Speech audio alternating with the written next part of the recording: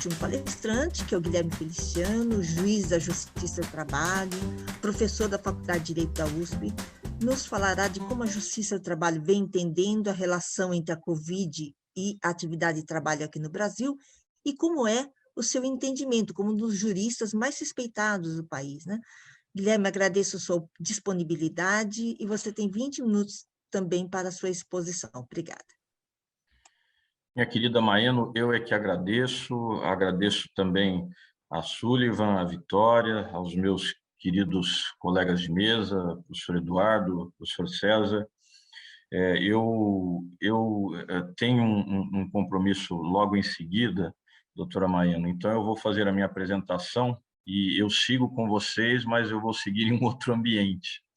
E vou, nesse momento, tentar, então, resumir as minhas ideias e, basicamente, o que já se encontra na jurisprudência nacional, embora ainda, digamos, não como tese dominante, porque esta matéria ainda é muito discutida, ainda está chegando aos tribunais regionais do trabalho, ainda não há uma posição clara do Tribunal Superior do Trabalho, de modo que nós temos, neste momento, apenas expectativas, mas já temos algumas decisões que eu considero muito importantes. Eu também vou me permitir, muito rapidamente, utilizar aqui, vamos ver se eu consigo, eu sei que não era o programado, mas eu acho que está aparecendo aí, né? Utilizar algumas telas. Deixem só colocar aqui. Pronto. Vejam, vocês sabem que ano passado tivemos a medida provisória 927/2020, que, surpreendentemente, dizia que a Covid-19 não poderia ser considerada uma doença ocupacional, a não ser que houvesse prova do nexo causal. O que os autores... Rapidinho, a sua tela está só aparecendo metade, não está aparecendo... Então, eu acho que talvez seja melhor assim. Assim, é melhor Sim, assim. é melhor, é melhor. As pessoas conseguem ler. Tá, então vamos deixar assim. E vocês se lembram que a crítica que se fazia, com toda a razão, eu próprio a fiz, é de que esta era, numa expressão muito comum no direito, uma prova diabólica, não é? Probatio diabólica, né? Os juristas gostam muito de latinismos, né? Porque, basicamente, e aqui os meus colegas de mesa saberão dizer muito mais do que eu, basicamente não é possível, com absoluta certeza, dizer se o trabalhador contraiu a Covid-19 em função de um vírus que circulava no meio ambiente de trabalho ou de um vírus que circulava nas ruas ou no seu contato com algum cidadão contaminado, como foi dito aqui, durante o trajeto para o trabalho ou no retorno à casa ou com algum familiar. Não é possível ter, até mesmo do ponto de vista estatístico, digamos assim, esta certeza, de modo que, como em vários outros contextos, havia que se trabalhar com presunções. Né? Isto fica muito claro, inclusive, na exposição do professor Eduardo, considerando o corte feito em relação a como se procede em outros países. Há que se trabalhar com presunções, o que, inclusive, nesta seara, não é nenhuma novidade. Não é? Basta ver o nexo técnico-epidemiológico, que é tão usado para efeitos previdenciários hoje no sistema de seguridade social brasileiro. Não é? Não por outra razão, o Tribunal Superior do Trabalho, o Supremo Tribunal Federal, perdão, na ação direta de inconstitucionalidade 6342, em abril de 2020, terminou por entender, no voto do ministro Alexandre de Moraes, que esta previsão da medida provisória 927 era absolutamente inconstitucional. Não é? Não permitia compatibilizar o valor social do trabalho com as necessidades sanitárias que se impunham, pelo contrário, pré-ordenava, inclusive, uma condição probatória desfavorável exatamente a quem estava, naquele momento, se expondo a bem da saúde alheia, especialmente os profissionais da saúde, e engendrava ali dificuldades injustificáveis para os trabalhadores, não apenas do segmento da saúde, mas dos mais diversos segmentos, em especial, dizia a decisão, aqueles que se ativavam em atividades essenciais, nos termos do Decreto 10.282 de 2020. Em razão disso, se reconheceu a inconstitucionalidade deste artigo 29. Bom, dito isto, e diante desta inconstitucionalidade, e depois a própria medida provisória 927 caducou, a pergunta seguinte seria, então, em que regime probatório estamos? Já que, ao menos, sabemos, pela decisão do Supremo Tribunal Federal, que o trabalhador já não tem de fazer prova cabal de nexo causal entre a contaminação e o trabalho.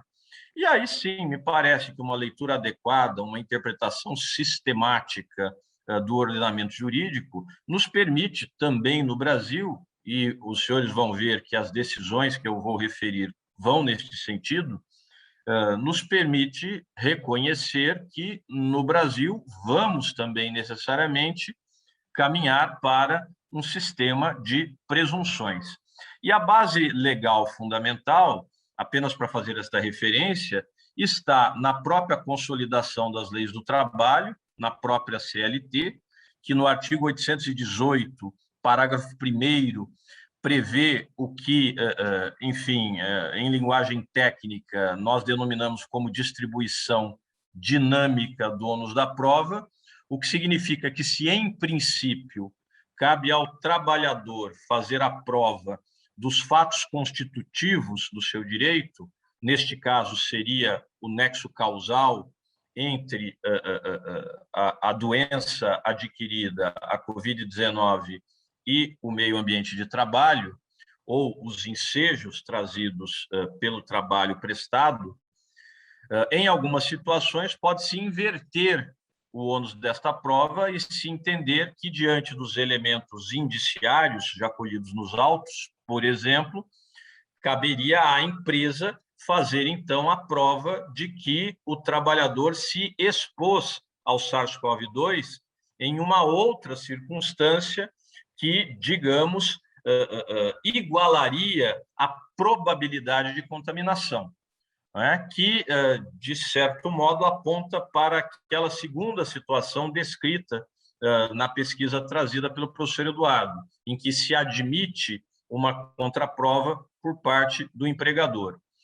Este modelo é conhecido, vem inclusive da tradição jurídica alemã, pela lógica do que eles denominam de Anscheißbeweis, ou seja, nós vamos trabalhar com a verossimilhança da alegação, que, portanto, diante deste quadro, se verossimilhante o que se alega, parte-se da premissa de que aquilo, prima facie, é o que se vai reconhecer, a não ser que haja uma demonstração em sentido contrário. E, em reforço a isto, a própria constelação de indícios, que é o que nós geralmente vamos ter aqui, e a melhor aptidão para a prova. Geralmente, o empregador terá melhores condições de demonstrar que, por exemplo, o meio ambiente de trabalho está rígido, de que ele oferece adequadamente os equipamentos de proteção individual, de que ele oferece o devido treinamento, do que o trabalhador.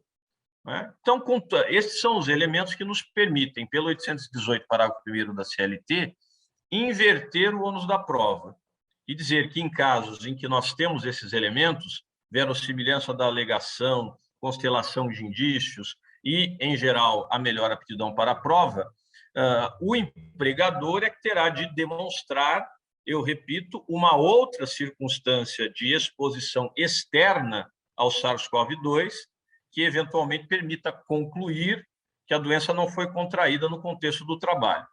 E um outro preceito legal absolutamente relevante aqui é o artigo 20, parágrafo 1º, a linha D da Lei 8.213, de 91, que é a Lei dos Benefícios da Previdência Social. Na verdade, o que esse artigo diz é que não pode ser considerada doença ocupacional, na expressão do artigo doença do trabalho, a doença endêmica adquirida por segurado habitante da região em que ela se desenvolva.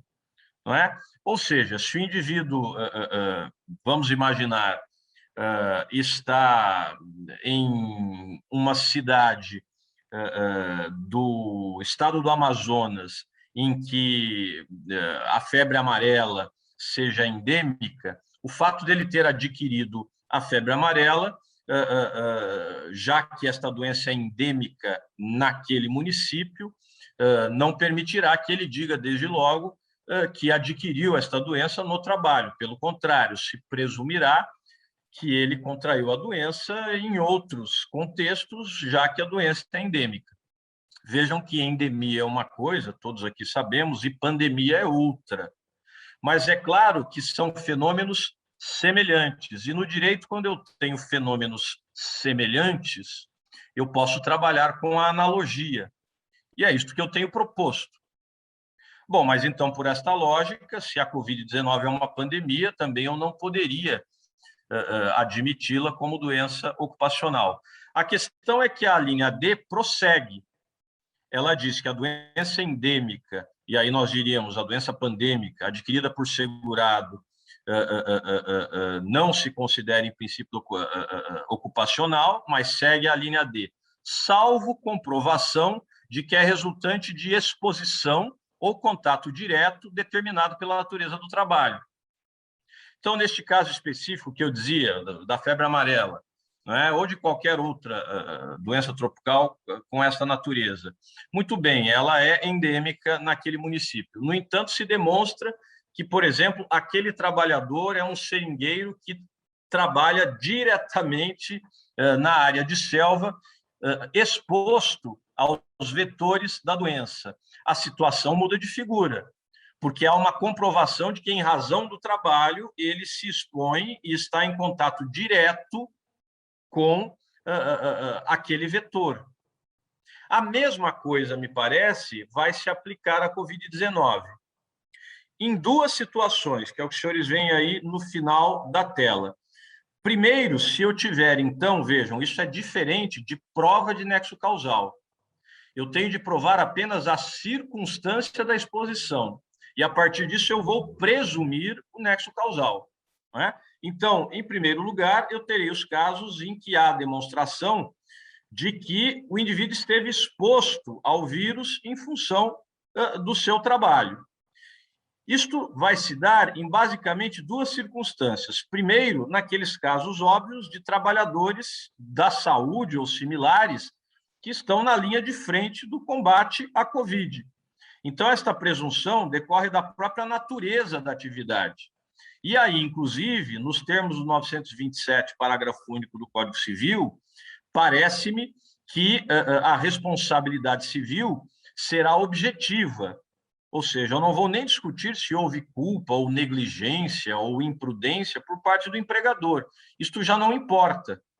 Se eu tenho, então, um médico, um auxiliar de enfermagem, um técnico de enfermagem que está ali em um hospital de campanha específico, estou dando um exemplo, específico para o trato da Covid, e ele se contamina, primeiro, eu vou presumir, obviamente, que a contaminação se deu em função do trabalho, e segundo, a responsabilização aqui é objetiva. Pouco importa se, por exemplo, aquela unidade de saúde adotou todos os cuidados possíveis, foi absolutamente prudente, absolutamente cuidadosa com relação, por exemplo, ao fornecimento de EPIs, etc.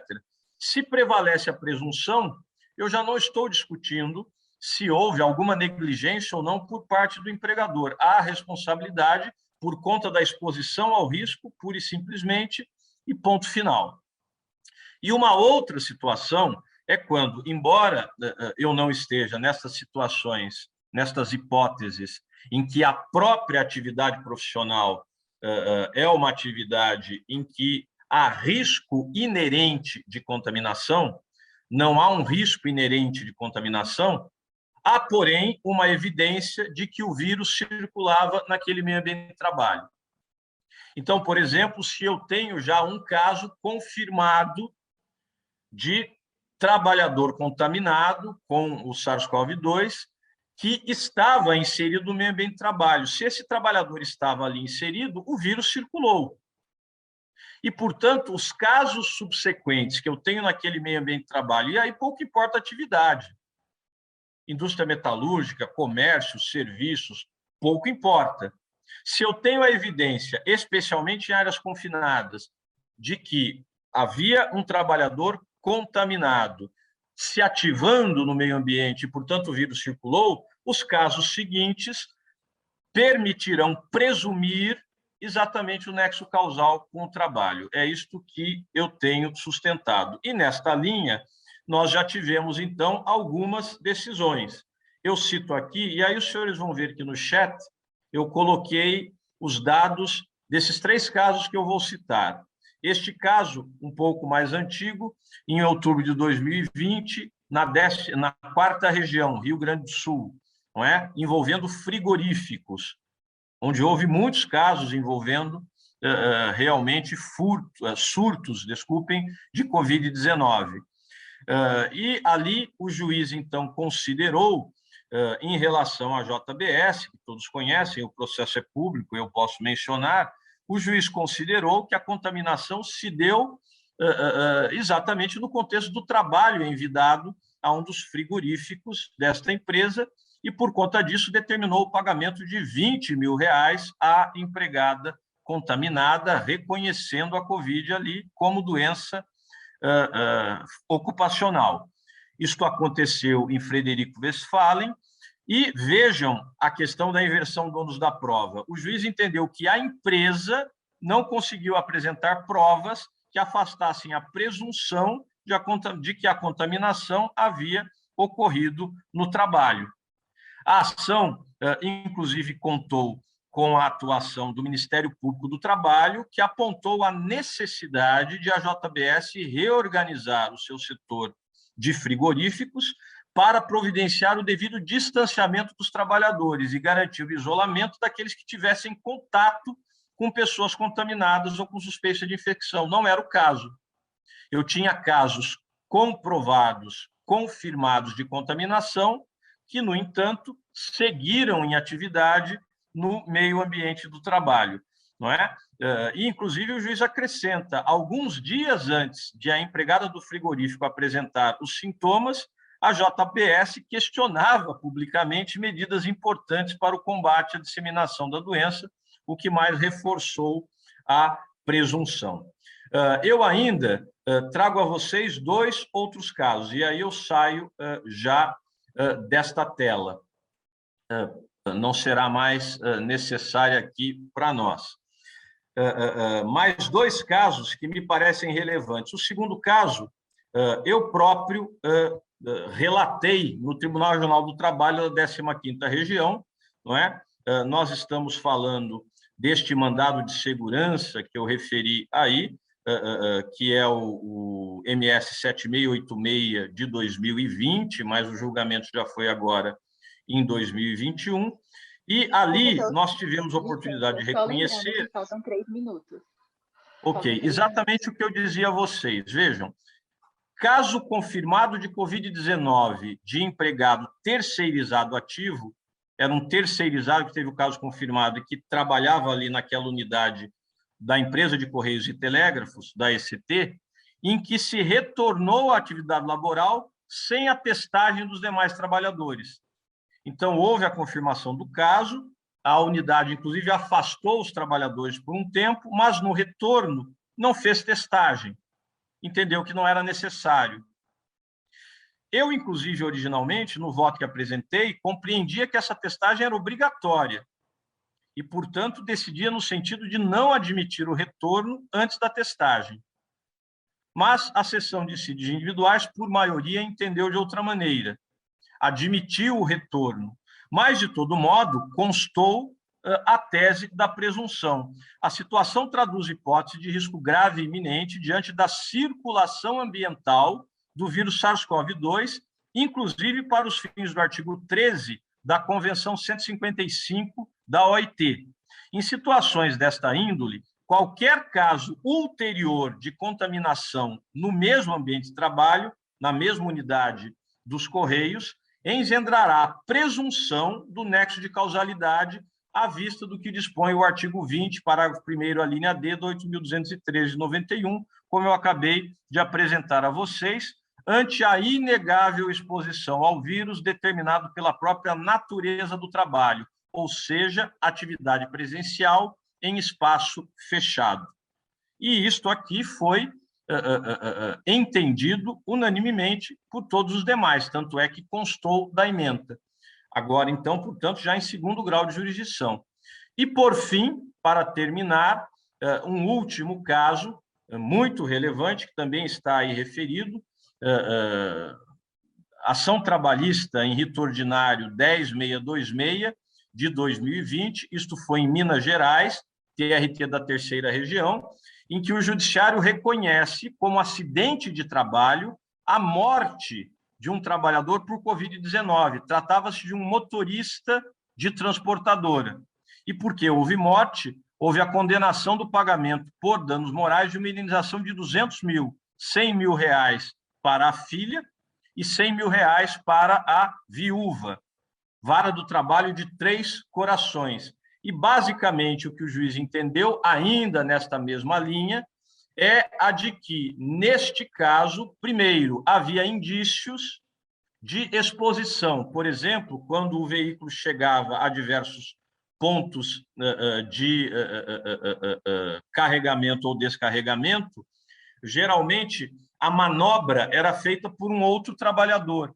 E ainda que a empresa dissesse, em relação aos meus veículos e aos meus trabalhadores, eu tomo tais e quais cuidados, ela não tinha como absolutamente garantir os cuidados que eram tomados nesses pontos de carregamento e descarregamento.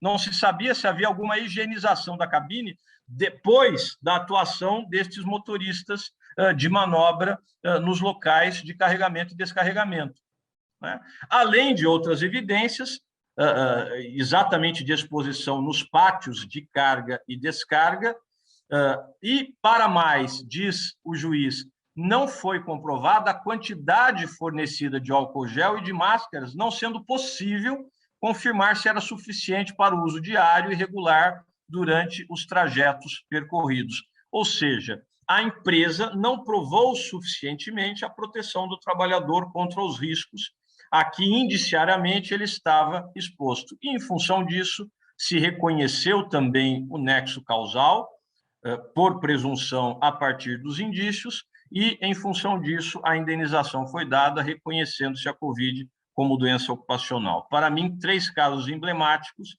que demonstram que o judiciário já reconhece, digamos, o devido caminho hermenêutico neste particular. Vamos ver como isso se consolida daqui, provavelmente, a alguns meses, no Tribunal Superior do Trabalho. Minha querida professora Maeno, Vitória, Sullivan, é isto. Muito obrigado.